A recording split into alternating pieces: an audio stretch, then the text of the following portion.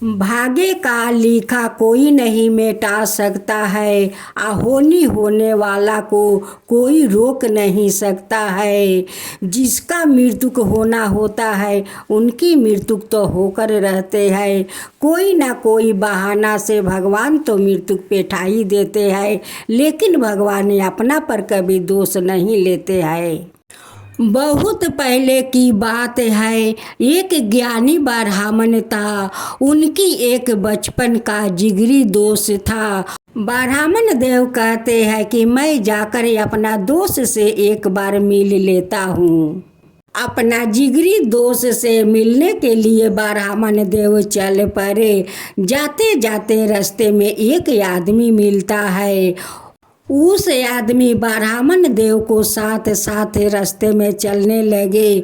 ब्राह्मण देव उस आदमी को देख कर कहते हैं कि ये आदमी तो बहुत ही अजीब है।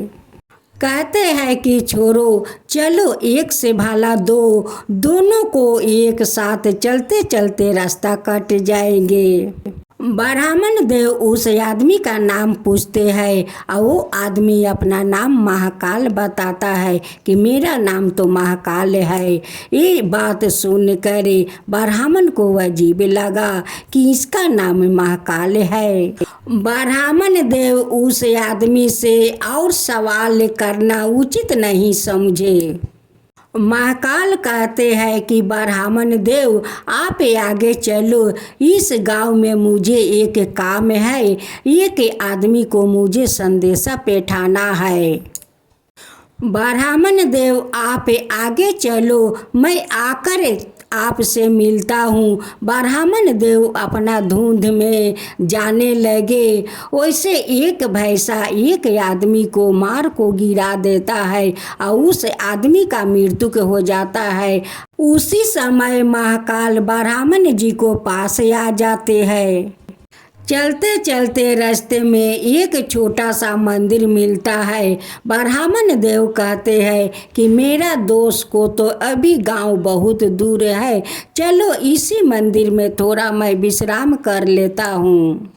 ब्राह्मण देव कहते हैं कि चलते चलते तो मैं थक चुकी हूँ, थोड़ा विश्राम कर लेती हूँ, मुझे भूख भी तो लगा है। वो कहते हैं ब्राह्मण देव कि कुछ खाना खा लेती हूँ। वो महाकाल कहता है कि ठीक है, आप खाना खाओ, मैं उस गांव में से जाकर आता हूँ, तब आपसे मिलता हूँ। महाकाल कहते हैं कि ब्राह्मण देव उस गांव में मुझे कुछ काम है, कुछ सामान देना है, तब तक आप भोजन करो, मैं आकर भोजन कर लूँगी। आकर भोजन कर लेंगे। महाकाल तो वहाँ से उठ कर चले गए। गांव में आस्ते आस्ते धुआं निकलने लगे। धुआं निकलते निकलते सारा गांव में तो आग लग चुका था। उधर पूरा गांव जल रहा था। महाकाल ब्राह्मण को पास आकर पहुंच गया। अब तो ब्राह्मण देव सोचने लगे कि इस आदमी जहाँ जाता है वहीं पर होनी हो जाता है। इस आदमी में तो जरूर कुछ ना कुछ है। इस आदमी जो गांव में जाता है उसी गांव में घटना घट जाता है, उसी गांव में घटना घट जाता है। इस आदमी में तो जरूर कुछ है। ब्राह्मण देव महाकाल से कुछ नहीं बोले और सुबह उठकर दोनों रास्ता पकड़ कर चलने लगा। महाकाल कहते हैं कि ब्राह्मण देव आप आगे चलो, मैं उस गांव से आकर आपके साथ मिलता हूँ। ब्राह्मण देव तो आगे नहीं बढ़े, वहीं पर खड़ा होकर देखने लगा कि आज मैं देखती हूँ कि वो कहाँ जाता है और क्या करता है। उसी गांव से चिल्लाने की आवाज आने लगा। किसी को सांप काट लिया था, सांप काटने के कारण से उनकी मृत्यु हो गया था। उसी समय महाकाल ब्राह्मण जी के पास फिर पहुंच गया। अब तो ब्राह्मण जी को सहा नहीं गया। आखिरी में ब्राह्मण देव पूछ लिया कि तुम जिस गांव में जाते हो उस गांव में कोई ना कोई घटना हो जाता है, अनहोनी हो जाता है, इसका कारण क्या है? इस कारण को मुझे बताओगे? वो महाकाल कहता है कि ब्राह्मण देव आप तो बहुत ज्ञानी लगते हैं, इसलिए तो आपका साथ साथ मैं चलने लगा। एक साथ चलने में अच्छा लगता है। ब्राह्मण देव आप क्या हमें अभी तक आप नहीं पहचान पाए? आपका क्या मुझ पर संदेह है? ब्राह्मण देव कहते हैं कि शंका तो है। अगर आप अपना सही परिचय बताए तो बहुत अच्छा होगा। महाकाल जवाब दिया, हाँ ब्राह्मण देव, मैं तो जमदूत हूँ। जिसका आहू कम हो जाता है मैं उसका प्राण हर लेती हूँ। मैं तो सब जीव को प्राण हरती हूँ, मेरा तो यही काम है। क्योंकि ब्राह्मण देव को तो पहले ही से उस महाकाल पर संदेह था, क्योंकि ब्राह्मण देव उनकी मुंह से सुनना चाहते थे। महाकाल का बात सुनकर तब ब्राह्मण देव घबरा जाते हैं। ब्राह्मण देव कहते हैं कि अगर तुम जमदूत हो तो बताओ कि इसका बाद किसका मृत्यु है होने वाला है। जमदूत जवाब दिया कि तुम जिससे मिलने जाते हो उसी का इसका बाद मृत्यु है। इस बात को सुनकर तो ब्राह्मण देव बहुत डर जाते हैं और कहते हैं कि ये अगर सचमुच का जमराज है तो इनकी बात तो सच होगा।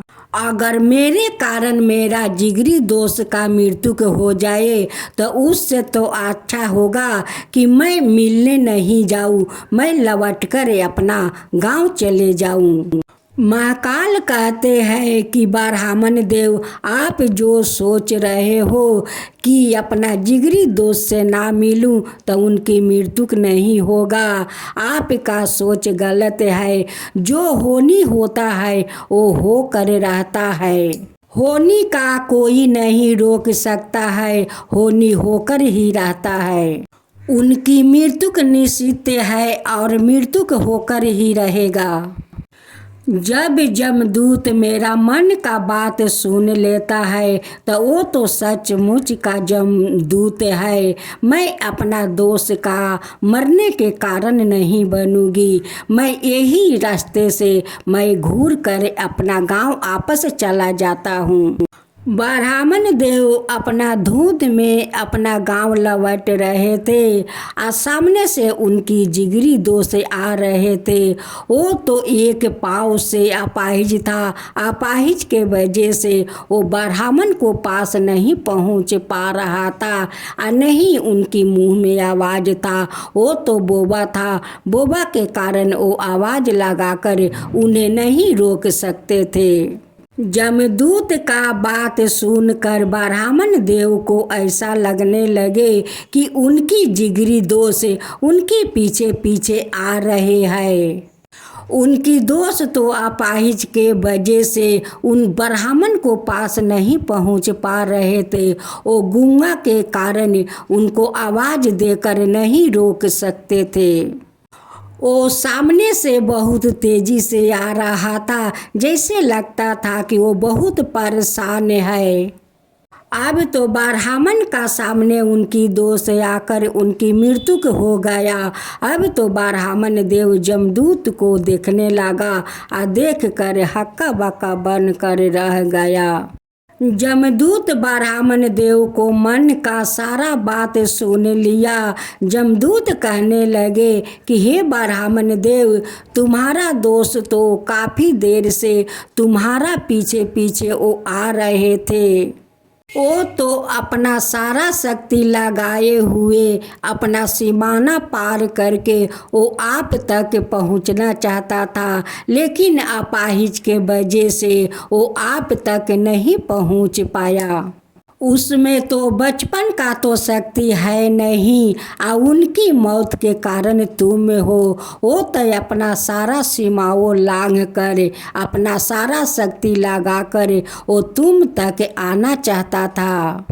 ब्राह्मण देव कहते हैं कि ये तो सचमुच का जमदूत है, ये तो सारों जीवों को परान हरते हैं, इन्हें तो परान हरना यही काम है। ब्राह्मण देव तो ज्ञानी थे, वो तो सब कुछ जानते थे कि मृत्यु पर किसी को जोर नहीं चलता है। सभी को तो एक दिन ना एक दिन जाना ही होता है, लेकिन ब्राह्मण देव तो अपना आप को तो संभाल लिया।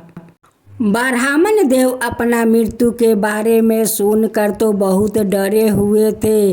सभी लोग तो अपना मृत्यु के बारे में तो सब कोई डरते हैं। ब्राह्मण देव कहते हैं कि आप जानते हो कि मेरा दोस्त का मृत्यु होने वाला है, तो तुम मेरे साथ साथ क्यों चलते हो। जमदूत ब्राह्मण देव को जवाब देते हैं कि हे ब्राह्मण देव, मैं तो सबका साथ चलता हूँ, सबके साथ रहता हूँ, लेकिन मुझे तो कोई नहीं पहचान पाता है। किसी को अपना बारे में सोचने और समझने के अलावा तो कुछ नहीं है। ब्राह्मण देव महाकाल से कहते हैं कि महाकाल, मेरे मृत्यु के बारे में बताओ कि कब और कहाँ और कैसे मेरा मृत्यु होगा। महाकाल कहते हैं कि ब्राह्मण देव, अपना मृत्यु के बारे में पूछना और सुनना ये अच्छी बात नहीं है, ये ठीक नहीं होता है। ब्राह्मण देव अपना मृत्यु के बारे में सुनकर तो दुखी होते हैं। अपना दोस्त का मृत्यु को तुम स्वीकार कर लो तो तुम्हारा मृत्यु होगा, तो कोई तुम्हारा तकलीफ नहीं होगा। हे ब्राह्मण देव, तुम्हारा मृत्यु होगा, आज के दिन होगा, लेकिन अभी नहीं होगा, 6 महीना का बाद होगा, लेकिन आज का ही दिन आपको मृत्यु होगा। तुम्हारा मृत्यु इस राज्य में नहीं होगा, किसी दूसरे राज्य में जाकर तुम्हारा मृत्यु होगा। तुम्हारा फांसी का कारण मृत्यु होगा और उस फांसी को तुम्हें स्वीकारना होगा। अब तो महाकाल जी अपना रास्ता जाने लगा। ब्राह्मण देव को तो साथ रहने के कोई कारण नहीं बचा। जब मनुष्य को मृत्यु के बारे में पता चल जाता है तो उन्हें तो दुख तो होता ही है, लेकिन बचने के लिए लोग तो कुछ ना कुछ तो करता ही है। वैसे ही ब्राह्मण बचने के लिए किया। ब्राह्मण देव सोचने लगे कि राजा का पास तो बहुत सारा मंत्री गण है, वहाँ जाने से वो सभी लोग मिलकर कोई ना कोई तो रास्ता तो निकाली देंगे। ब्राह्मण देव राजा के पास जाते हैं और उस महाकाल के बारे में सब कुछ बताते हैं। अपना मृत्यु का बारे में बताया। राजा कहने लगे कि अगर ब्राह्मण देव सच कहते हैं तो उन्हें रहने के लिए इस दरबार में व्यवस्था कर दिया जाए। ब्राह्मण को रहने के लिए राजा अपना महल में तो व्यवस्था करवा दिया और उनकी हुक्म बगैर तो कोई उससे मिलने नहीं जाते और नहीं ब्राह्मण देव इधर उधर जा सकते थे। ब्राह्मण देव तो राजा का ही हिरासत में था। आखिर में तो ब्राह्मण देव का मृत्यु तो बहुत नजदीक आ गया था। उसी दिन ब्राह्मण देव का मृत्यु था। उस दिन ब्राह्मण देव बहुत जल्दी सो गए कि आज का दिन टल जाएगा तो मेरा मृत्यु नहीं होगा। ब्राह्मण देव का तो नींद में चलने का बीमारी था। ब्राह्मण देव का तो खुद नहीं पता था कि उनकी नींद में चलने का बीमारी है। उस बीमारी को ठीक करने के लिए किसी को बस में नहीं था। ब्राह्मण देव नींद में बहुत तेजी से दौड़ते थे। उनकी दौरा पड़ता था, जबकि उनकी अच्छा से अंग ही नहीं होता था। जब ब्राह्मण देव का नींद का दौरा पड़ा तब ब्राह्मण देव उठ कर वो महल का बाहर निकल गया। उसे कोई पहरादार नहीं पूछ पाछ किया और नहीं रोकने का कोशिश किया। किसी तेज दौड़ने वाला घोड़ा पर ब्राह्मण देव सवार होकर किसी दूसरे राज्य में जाकर पहुंच गए। उसी नींद का कारण ब्राह्मण देव उस राजमहल में ढुक जाते हैं। किसी पहरादार उसे पूछ पाछ नहीं किया, नहीं रोका, क्योंकि वो लोग तो नींद में था। उसलिए ब्राह्मण देव राजा का कक्ष में जाकर पहुंच जाते हैं और रानी के पास जाकर सो जाते हैं। जब राजा का आंख खुला तो देखता है कि इस ब्राह्मण तो मेरे रानी का पास सोए हुए है। उसे अपना पहरादार को बुलाकर गिरफ्तार करवा लिया। अब तो ब्राह्मण देव का कुछ समझ में नहीं आ रहा था कि मैं पहुंचा तो कैसे पहुंचा इस राजा का कक्ष में, कैसे मैं रानी के पास जाकर सो गई। मुझे तो कुछ पता नहीं है, इसके बारे में तो मुझे कुछ मालूम नहीं है। राजा का दरबार में सभा बैठाए हुए गया था। उस सभा में जब ब्राह्मण को राजा देखते हैं तो गुस्से में कहते हैं कि इस ब्राह्मण को फांसी पर उठा दिया जाए। फांसी का नाम सुनते हुए ब्राह्मण देव तो बहुत डरे हुए थे। ब्राह्मण देव राजा से हाथ जोड़कर कहता है कि हे राजन, मुझे तो पता नहीं है कि आपका कक्ष में मैं कैसे पहुंच गया। इसके बारे में मुझे कुछ पता नहीं है राजा। आपका पहरादार मुझे क्यों नहीं रोका? मैं तो जानता हूँ कि आज मेरा मृत्यु होने वाला है। ब्राह्मण का बात सुनकर राजा को तो बहुत अजीब लगा। राजा कहने लगे कि आप कैसे जानते हो कि तुम्हारा आज मृत्यु होने वाला है? राजा ब्राह्मण से कहते हैं कि आप क्या कहना चाहते हो? ब्राह्मण देव उस महाकाल का बारे में या अपना मृत्यु का बारे में सारा बात उस राजा को बताते हैं। ब्राह्मण देव कहते हैं कि राजन, किसी को कक्ष में आकर सो जाना ये तो हत्या से कम नहीं है। ब्राह्मण का बात राजा का कुछ सही लगा। राजा कहने लगे कि उस महाकाल और तुम्हारा मृत्यु का भविष्य को बहाना तो नहीं करते हो? अगर महाकाल का बात सच है तो तुम्हारा मृत्यु का कारण मैं नहीं बनूंगा। राजा एक चिट्ठी लिखा और चिट्ठी लिख कर अपना नौकर के हाथ उस राजा को पास बैठाया। नौकर से कहते हैं कि जाओ उस राजा का पास जाकर इस ब्राह्मण के बारे में पता लगाओ कि ये बात सच है या है झूठ। जब नौकर जाकर उस राजा को हाथ में चिट्ठी दिया, राजा चिट्ठी पढ़कर सब कुछ सुना। उस नौकर से कहते हैं कि जो ब्राह्मण कहता है वो सब सत्य है, वो सब सत्य है, एक भी बात झूठ नहीं है। राजा उस नौकर से कहते हैं कि हाँ, ब्राह्मण देव को मैं अपना दरबार में रहने के लिए व्यवस्था करवाया था। उसका नींद में दौड़ने का बीमारी है। उस बीमारी का कारण इस राज्य छोड़कर उस राज्य में जाकर पहुंच गया। उस राजा को कैसा हिम्मत हुआ कि ब्राह्मण को फांसी को सजा सुना दिया। नौकर आकर सारे बात राजा को बताते हैं कि राजा, इस ब्राह्मण एक एक बात सत्य बोला है, वो झूठ नहीं बोला है। राजा उस राजा को कैसे हिम्मत हुआ उस ब्राह्मण को फांसी को सजा सुनाने का। इस ब्राह्मण को रखने का 6 महीना राजा का जिम्मेदारी था और उनका बिना अनुमति बगैर इनकी फांसी देना ठीक नहीं होगा। बिना जाने सुने ब्राह्मण देव को फांसी को सजा सुना दिया गया। अगर ब्राह्मण को फांसी नहीं हुआ तो राजा को किए हुए फैसला को उनकी अपमान होगा। अगर राजा का बात मानकर ब्राह्मण को फांसी दिया जाए तो उनकी तो मृत्यु हो जाएगा। सभी मंत्रियों उस राजा को सुझाव दिया कि हे राजा, इनकी फांसी होगी, कच्चे सूते धागे से इनकी फांसी होगी।